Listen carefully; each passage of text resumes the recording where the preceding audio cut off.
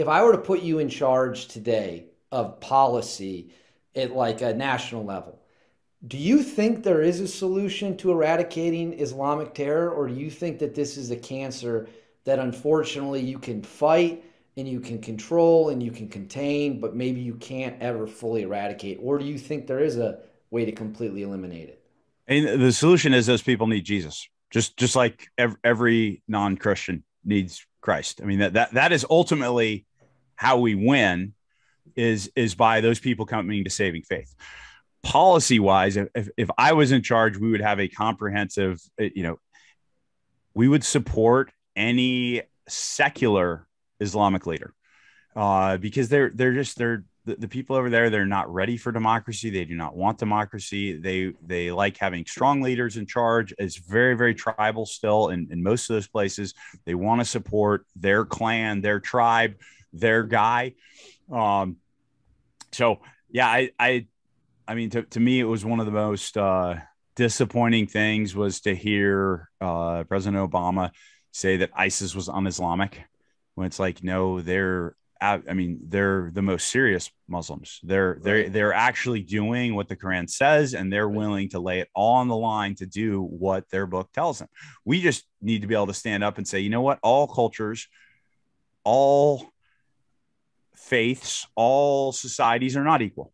We are all equal in the sight of God, right? As we're all equally wretched sinners in God's eyes, right?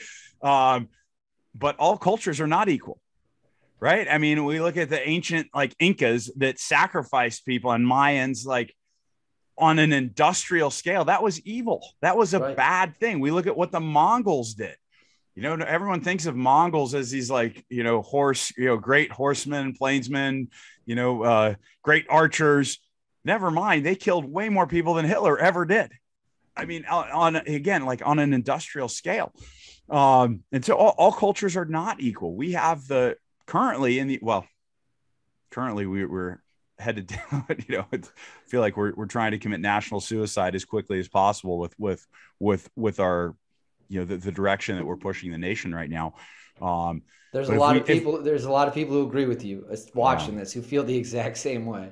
But if we look at the United States since inception, man, God has blessed our country. We have grown in prosperity and technological development, more so than any nation previous to us, and faster than any nation previous to us.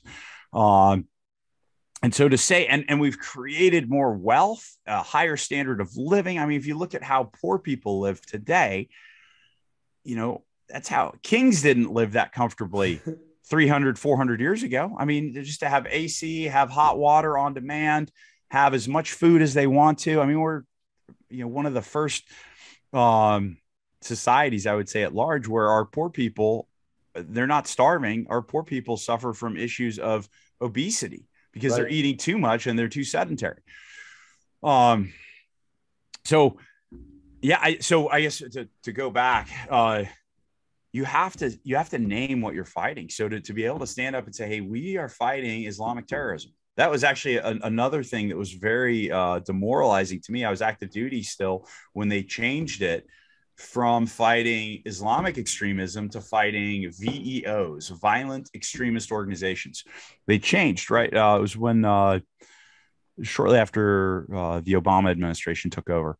But that was hugely demoralizing to me, because if you cannot name who you're fighting, how on earth do you expect to win, right? At least during the Cold War, we looked and said, okay, the Soviets, they want global communism. And that is their stated goal. That is what they're working towards. And we are going to counter it based off of what we see and based off of what their stated goal is. And then, 30 years later, with Cold War done, now we're fighting the Islamists, and now we're trying to make excuses for their behavior and calling and saying, oh no, they don't really believe that. Never mind, it says it in their book. They're following their book, and we're trying to make excuses for them and say, oh no, it's just another religion. It's peaceful, yeah. So I would say, first off, we would have to name what we're fighting, and then we would have to, institute policies that would support the secular Islamic leaders. And, I definitely think if we're going to support anything, every time we're sending food to those places, there should be, Bibles in there with it.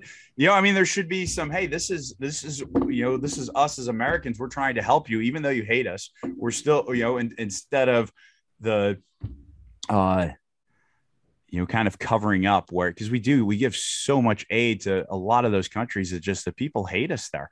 And if we're going to give aid to those people, we should at least try and evangelize while we're doing it.